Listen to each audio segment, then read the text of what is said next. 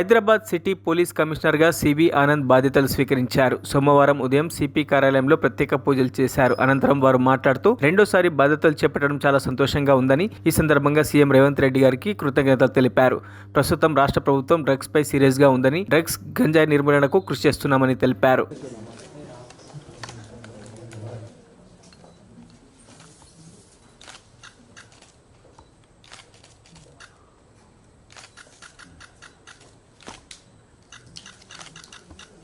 sir ఒకసారి signature చేసి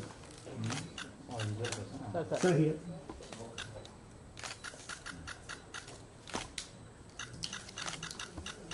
sir ఒకసారి సిగ్నేచర్ చేసి